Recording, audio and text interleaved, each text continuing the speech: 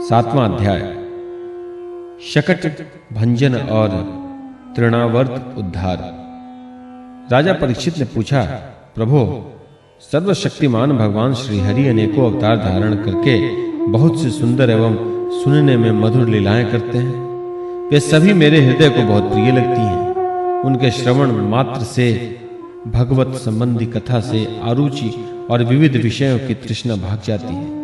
मनुष्य का अंतःकरण शीघ्र से शीघ्र शुद्ध हो जाता है।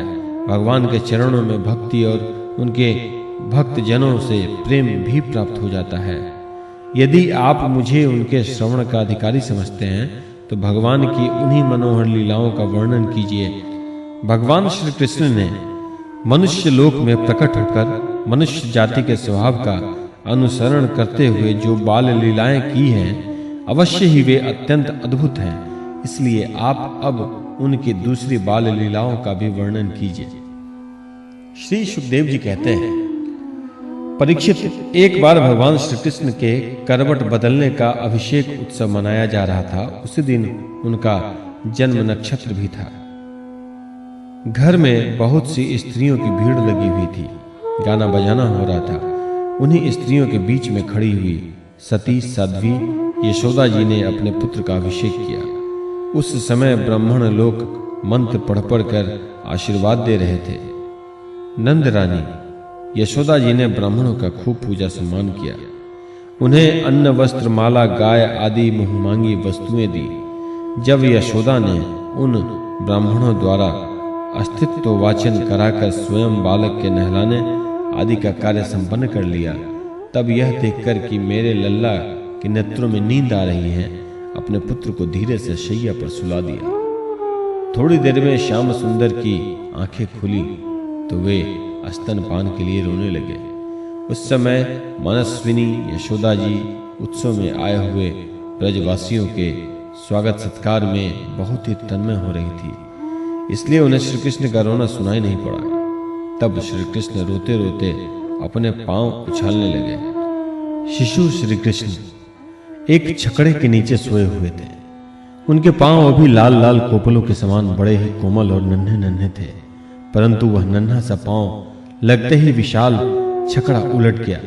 उस छकड़े पर दूध दही आदि अनेक रसों से भरी हुई मटकियां और दूसरे बर्तन रखे हुए थे। वे सब के सब फूट फाट गए और छकड़े के पहिए तथा धुरे अस्त व्यस्त हो गए। उनका जुआ फट गया। करवट बदलने के उत्सव में जितनी भी स्त्रियां आई हुई थी, वे सब और यशोदा, रोहिणी, नंद बाबा और गोपगण इस विचित्र घटना को देखकर व्याकुल हो गए। वे आपस में कहने लगे, अरे यह क्या हो गया? यह छकड़ा अपने आप कैसे उलट गया? वे इसका कोई कारण निश्चित न कर सके। वहां खेलते हुए बालकों ने गोपू और गोपियों से कहा कि इस कृष्ण ने ही रोते रोते अपने पांव की ठोकर से इसे उलट दिया, इसमें कोई संदेह नहीं। परंतु गोपी ने उससे बालकों की बात मानकर उस पर विश्वास नहीं किया। ठीक ही है, वे गोप उस बालक के अनंत बल को नहीं जानते थे। यशोदा जी ने समझा यह किसी ग्रह आदि का उत्पात है। उन्होंने अपने रोते हुए लाडले लाल को गोद में लेकर ब्राह्मणों से वेद मंत्र के द्वारा शांति पाठ कराया और फिर वे उसे स्तन पिलाने लगे। बलवान गोपों ने छकड़े को फिर सीधा कर दिया। उस पर पहले की तरह सारी सामग्री रख दी। ब्राह्मणों ने हवन किया और दही, अक्षत, कुश और जल के द्वारा भगवान और उस छकड़े की पूजा की। जो किसी के गुणों में दोष नहीं निकालते, झूठ नहीं बोलते, दंभ, ईर्ष्या और हिंसा नहीं करते तथा अभिमान से रहित हैं, उन सत्यशील ब्राह्मणों का आशीर्वाद कभी विफल नहीं होता। यह सोचकर नंद बाबा ने बालक को गोद में उठा लिया और ब्राह्मणों से साम, ऋक् और अजुर्वेद के मंत्रों द्वारा संस्कृत एवं पवित्र औषधियों से युक्त जल से अभिषेक कराया। उन्होंने बड़ी एकाग्रता से स्वस्तयन पाठ और हवन कराकर ब्राह्मणों को अति उत्तम अन्न का भोजन कराया। इसके बाद नंद बाबा ने अपने पुत्र की उन्नति और अभिवृद्धि की कामना से ब्राह्मणों को सर्वगुण संपन्न बहुत सी गौएं दी। वे गौवें वस्त्र, पुष्पमाला और सोने के हारों से सजी हुई थी। ब्राह्मणों ने उन्हें आशीर्वाद दिया। यह बात स्पष्ट है कि जो वेदवेत्ता और सदाचारी ब्राह्मण होते हैं उनका आशीर्वाद कभी निष्फल नहीं होता। एक दिन की बात है, सती यशोदा जी अपने प्यारे लल्ला को गोद में लेकर दुलार रही थी। सहसा श्री कृष्ण चट्टान के समान भारी बन गए। वे उनका भार न सह सकी।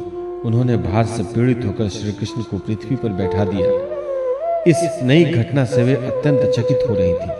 इसके बाद उन्होंने भगवान पुरुषोत्तम का स्मरण किया और घर के काम में लग गईं। तृणावर्त नाम का एक दैत्य था। वह कंस का निजी सेवक था। कंस की प्रेरणा से ही वह बवंडर के रूप में गोकुल में आया और बैठे हुए बालक श्री कृष्ण को उड़ाकर आकाश में ले गया। उसने ब्रजरज से सारे गोकुल को ढक दिया और लोगों की देखने की शक्ति हर ली। उसके अत्यंत भयंकर शब्द से दसों दिशाएं कांप उठी थी। सारा ब्रज 2 घड़ी तक रज और तम में ढक गया था। यशोदा जी ने अपने पुत्र को जहां बैठा दिया था वहां जाकर देखा तो श्री कृष्ण वहां थे ही नहीं। उस समय तृणावर्त में बवंडर रूप से इतनी बालू उड़ा रखी थी कि सभी लोग अत्यंत उद्विग्न और बेसुध हो गए थे। उन्हें अपना पराया कुछ भी नहीं सूझ रहा था। उस जोर की आंधी और धूल की वर्षा में अपने पुत्र का पता न पाकर यशोदा को बड़ा शोक हुआ। वे अपने पुत्र की याद करके बहुत ही दीन हो गईं और बछड़े के मर जाने पर गाय की जो दशा होती है वही दशा उनकी हो गई। वे पृथ्वी पर गिर पड़ी। बवंडर के शांत होने पर जब धूल की वर्षा का वेग कम हो गया तब यशोदा जी के रोने का शब्द सुनकर दूसरी गोपियां वहां दौड़ आईं। नंद नंदन श्याम सुंदर श्री कृष्ण को न देखकर उनके हृदय में भी बड़ी संताप हुआ। आंखों से आंसू की धारा बहने लगी। वे फूट फूट कर रोने लगी। इधर तृणावर्त बवंडर रूप से जब भगवान श्री कृष्ण को आकाश में उठा ले गया तब उनके भारी बोझ को न संभाल सकने के कारण उसका वेग शांत हो गया। वह अधिक चल न सका। तृणावर्त अपने से भी भारी होने के कारण श्री कृष्ण को नीलगिरी की चट्टान समझने लगा। उन्होंने उसका गला ऐसा पकड़ा कि उस अद्भुत शिशु को अपने से अलग नहीं कर सका। भगवान ने इतने जोर से उसका गला पकड़ रखा था कि वह असुर निश्चेष्ट हो गया। उसकी आंखें बाहर आ निकली थी, बोलती बंद हो गई थी, प्राण पखेरु उड़ गए थे और बालक श्री कृष्ण के साथ वह ब्रज में गिर पड़ा। वहां जो स्त्रियां इकट्ठी होकर रो रही थीं उन्होंने देखा कि वह विकराल दैत्य आकाश से एक चट्टान पर गिर पड़ा है और उसका एक एक अंग चकनाचूर हो गया है। ठीक वैसे ही जैसे भगवान शंकर के बाणों से आहत हो त्रिपुरासुर गिर गिर कर चूर चूर हो गया था। भगवान श्री कृष्ण उसके वक्ष स्थल पर लटक रहे थे। यह देखकर गोपियां विस्मित हो गईं। उन्होंने झटपट वहां जाकर श्री कृष्ण को गोद में ले लिया और लाकर उन्हें माता को दे दिया। बालक मृत्यु के मुख से सकुशल लौट आया। यद्यपि उसे राक्षस आकाश में उठाकर ले गया था फिर भी वह बच गया। इस प्रकार बालक श्री कृष्ण को फिर पाकर यशोदा आदि गोपियों तथा नंद आदि गोपों को अत्यंत आनंद हुआ। वे कहने लगे, अहो, यह तो बड़े आश्चर्य की बात है। देखो तो सही, यह कितनी अद्भुत घटना घट गई है। यह बालक राक्षस के द्वारा मृत्यु के मुख में डाल दिया गया था परंतु फिर जीता जागता आ गया और उस हिंसक दुष्ट को उसके पाप ही खा गए। सच है, साधु पुरुष अपनी समता से ही संपूर्ण भयों से बच जाता है।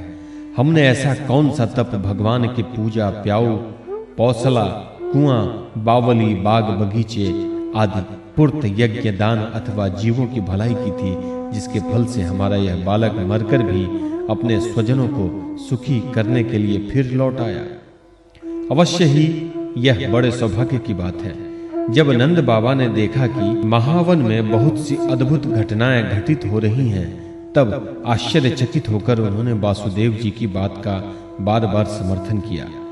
एक दिन की बात है, यशोदा जी अपने प्यारे शिशु को अपनी गोद में लेकर बड़े प्रेम से स्तनपान करा रही थी। वे वात्सल्य स्नेह से इस प्रकार सराबोर हो रही थी कि उनके स्तनों से अपने आप ही दूध झरता जा रहा था। जब वे प्रायः दूध पी चुके और माता यशोदा उनके रुचिर मुस्कान से युक्त मुख को चूम रही थी उसी समय श्री कृष्ण को जम्भाई आ गई और माता ने उसके मुख में यह देखा, उसमें आकाश, अंतरिक्ष, ज्योतिर्मंडल, दिशाएं, सूर्य, चंद्रमा, अग्नि, वायु, समुद्र, द्वीप, पर्वत, नदियां, वन और समस्त चराचर प्राणी स्थित हैं।